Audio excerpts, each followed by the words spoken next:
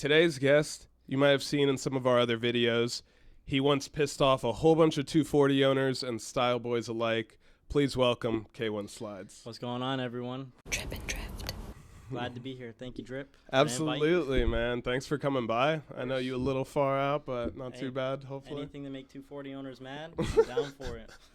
Well, let's see what we could do today. We could do today. Yeah, man. Well, starting out, you once told me that your dad raced. That's kind of how you got into it. Could you tell me a little bit about, like, how you got into drifting or just racing in general, like how the family got into it, all of that?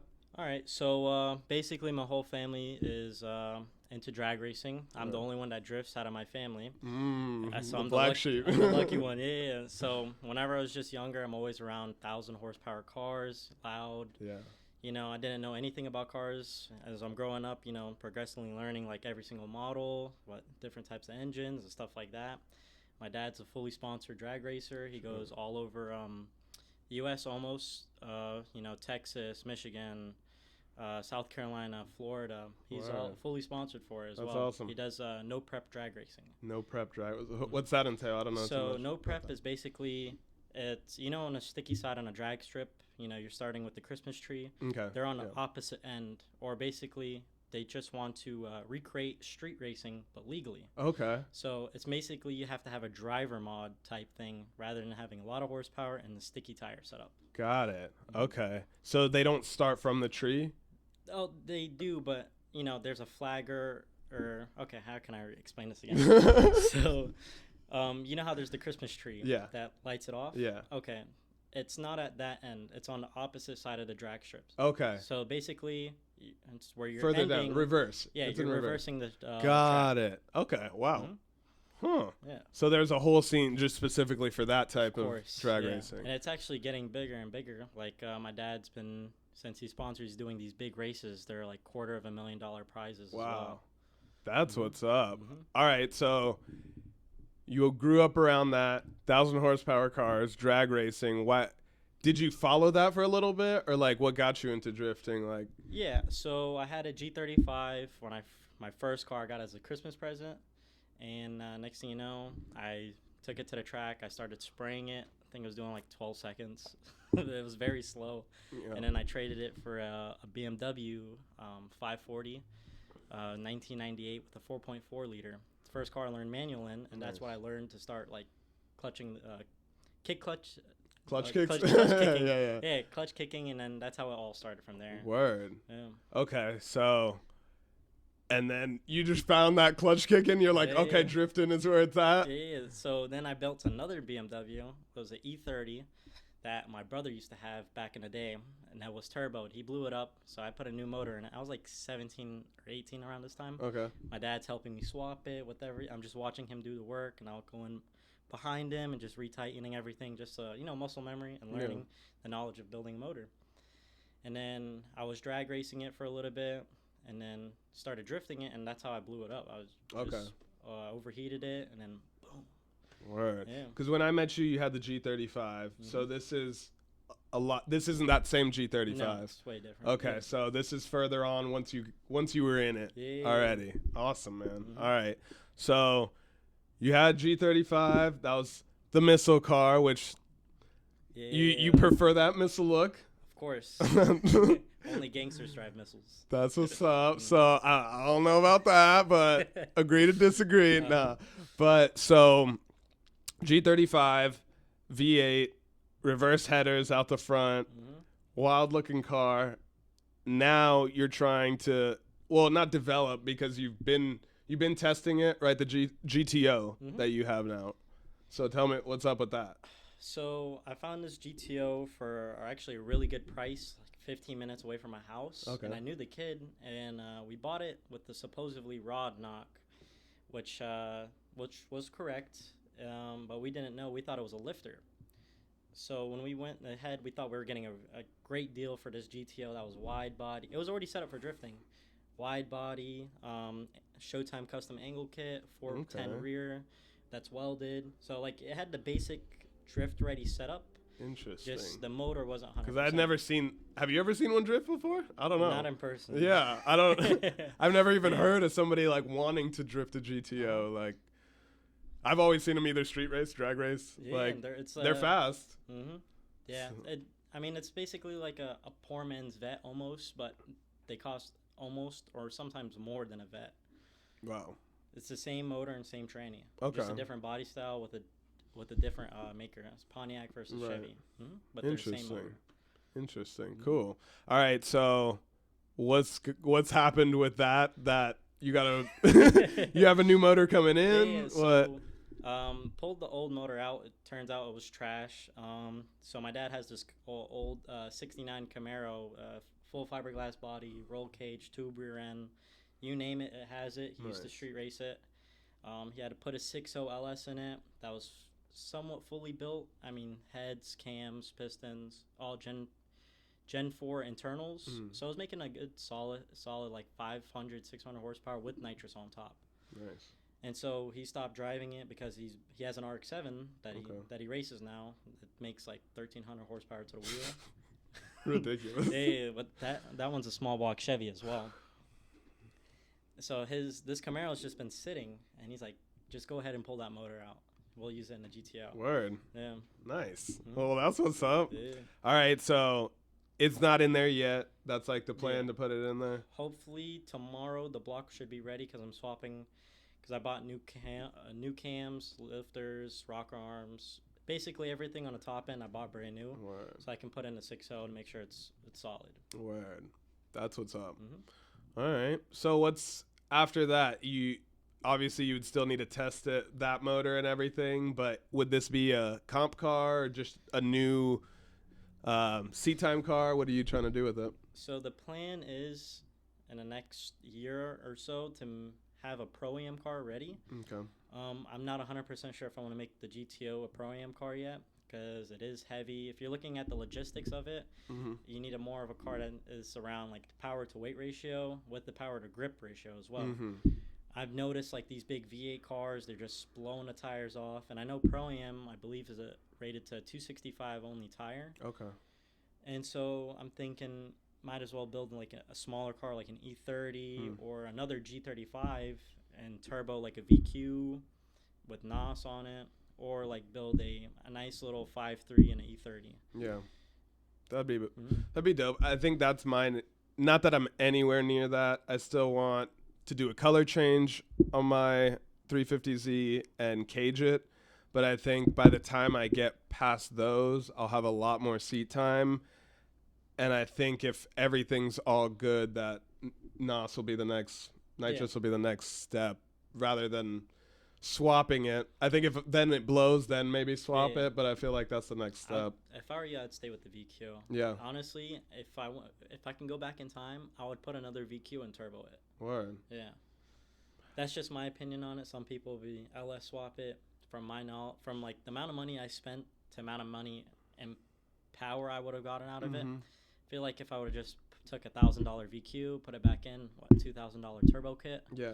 I'm making close to what I'm making now, even though it's a stock LS that I have in it. I still think the VQ would make me save a lot more money, yes, and I would be able to push my limits before I can hop into a car with a V8. Yeah, that's kind of how I feel about the nitrous. Like, it can hold the power, I've been told, and I feel like turboing or supercharging would be a lot more expensive than a little nitrous kit. So I think that might be later down the line, the next step. We'll see. Yeah. We'll see, though.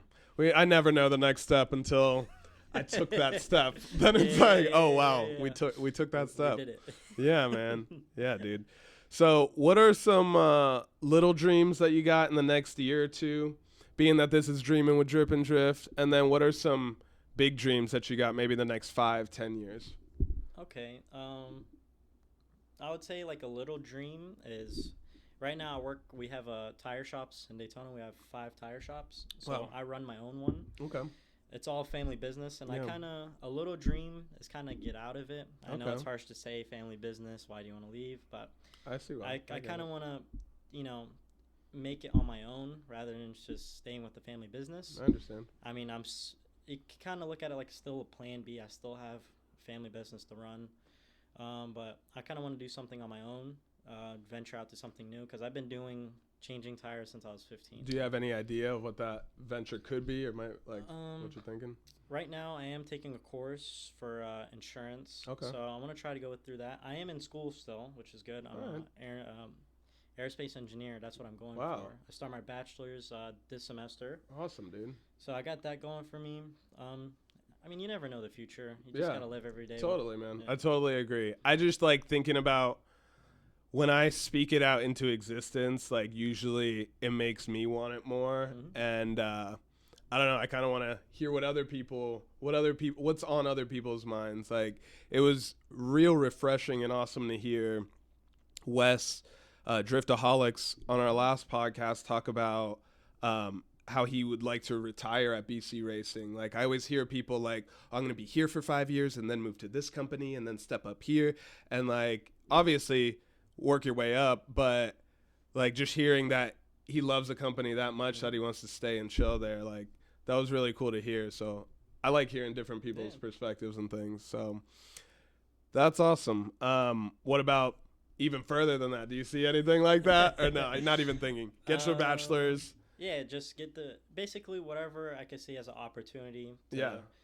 My main goal is just financial freedom. You know, I want to be able to, the way I see it, is hit a track day whenever I can and just have fun.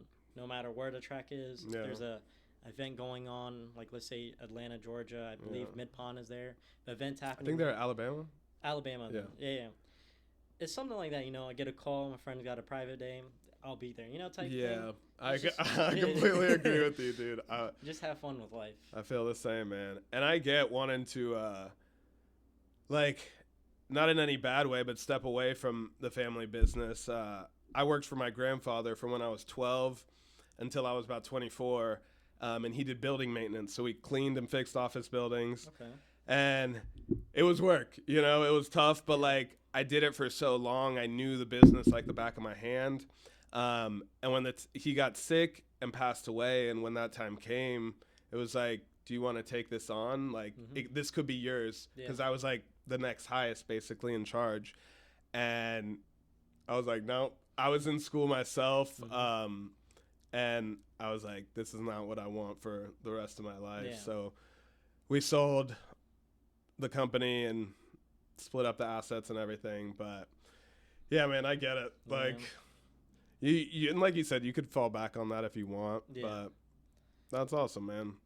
Well, is there anything that you want 240 owners to know, or anything crazy? I don't know. Like the past videos, if you guys seen it or not, like the one we did at a Spring Break Bash, where I called them saying they don't drive hard enough with their 3-piece wheels, the KBD body kits. You guys took it too serious. Like, it was all a troll. And I like how I believe it was my friend Chase, his car right there next to it in the video. I don't know if you can put it up here. Yeah. He's actually a real good buddy of mine, and everyone's like, oh, you're trashing that car right there. And I was like, bro, that's my homeboy right there. And he knows it's a troll, too. Yeah. It's just like, you can't take anything you hear online seriously. For sure. I love seeing nice cars drift. I mean, and once I said that, there was two sides of it. Yeah, because a lot of people supported you. Yeah, there was a lot of people agreeing with me, and I was surprised by it. And then there was a whole lot of people hating. Yeah. And I was just looking at it like it's publicity, you know, trying to make a name for yourself. Yeah, definitely. Like that, and the fact, number one, everyone's entitled to their own opinions. Of course. It's a troll. Like, how can, not even the fact that it's a troll, just a joke in general. Like you said, that was your boy. Yeah. My boys, I mess with. Like, if I'm going to say anything to anyone like that, it's going to be to my boys. So, like, I don't know. Just lighten up some people out there, you know, lighten up a little bit. Like, have a good time. I think if you take that serious, and I wasn't, like, you know, other than him, I wasn't really stating a single person. It was just more broad, like, you know, 240s with 3-piece wheels. And it got me thinking. I was like, if someone like was so determined to write a comment or got so mad that I wasn't even talking about you, it's just a broad statement, I think you should like rethink the way you are, rethink the situation that you're looking at. I think they're a little bit too entitled to. I'm not trying to say that. Like, Yeah, I could see where you're coming from. Yeah. I think some people, things they see, they don't have the full story of it, right? They see 15 seconds of you saying some stuff, and then they automatically want to jump to conclusions about things. And a lot of them are like behind a mask. There's a lot of private pages that'll send things. I mean, I've gotten hate in my DMs for a lot less things, you know, and it's like, whatever. I try to shrug it off for sure, but it's going to come with what we do. Of course. You know? Yeah. So it is what it is. And one thing I would like to state, they're all of it's online. No one DMs me. It's just straight in the comments. Yeah. And I know I got hate at the track. Yeah. You can just tell like, the way people look at you. No one will say it to your face. Yeah. Like, none of them, no matter what they hate, how much they hate you, they won't say it to your face. Yeah. I will respect the only 240 owner I will respect is the one that'll tell it to my face. All right. Well, we'll see. Let's see. Let's see somebody tell it to his face. Well, any plugs you got? Any sponsors you got? Where can people find you at? Instagram. Okay. You know, K1 Slides on Instagram. K1_slides. That's my main page for drifting. The shops that I work at, I have my own Mike's Discount Tire shop in Daytona. Okay. We have 2 more shops that are both my brothers run. They both have their own shops, and then my dad and my uncle, they have their own shop as well called Quick Tire. Nice. So, And that's all through Daytona? All through Daytona. So from Edgewater to Holly Hill, you'll run across. So you got a monopoly on tire shops in Daytona. That's what's up, man. Well, thanks for coming by, man. I really appreciate it. And stop by anytime you want, man. Yes, sir. All right, bro.